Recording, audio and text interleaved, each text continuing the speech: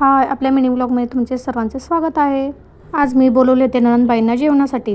तर आज व्हेज आणि नॉनव्हेज असे 2 स्वयंपाक बनवायचे होते. नणंदबाई पण आणि मी पण नॉनव्हेज खाणार नव्हतो, म्हणून मग आम्हाला वाटाणा आणि बटाट्याची भाजी करायची ठरवली होती आणि बाकीच्यांसाठी चिकन बनवायचं होतं. त्यामुळे मी इथं म्हटलं की व्हेजचा पहिला स्वयंपाक करून घ्यावा, कारण का मला नॉनव्हेजचं अजिबात आवडत नाही.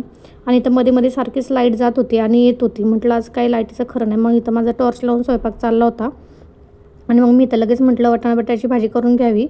मग लाईट आल्यानंतर मग लगेच म्हटलं पटकन वाटण वगैरे वाटून ठेवावं त्या येईपर्यंत, कारण का लाईटीचा काही भरोसा नाही. मग मी तर लसूण वगैरे सोलायला घेतला. तोपर्यंत तर माझी इकडे व्हेजची भाजी तयार झालेली होती.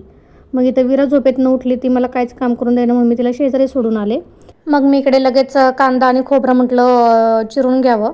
तुम्हाला एक खोबऱ्याची चिरायची ट्रिक दाखवते. जर आपल्याकडे स्टीलचे सालयंत्र असेल तर त्याने आपण खोबरं चिरल्यानंतर खूप पातळ चिरले जाते, सुरीने जाड चिरले जाते. पण सालयंत्राने जर तुम्ही खोबरं चिरलं तर ते खूप पातळ चिरले जाते आणि वाटायला पण सोपं पडतं.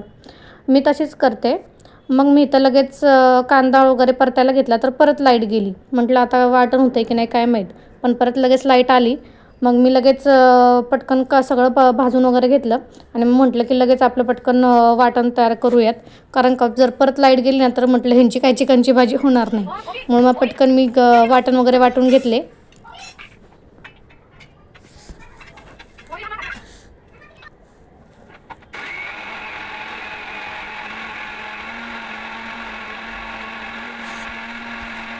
आणि मग म्हटलं आता आपलं वाटण झालं तर लगेच इकडे कुकरला भात लावून घेऊयात, कारण का बराच उशीर झाला होता. त्यांना ताईंना यायला पण उशीर झाला होता.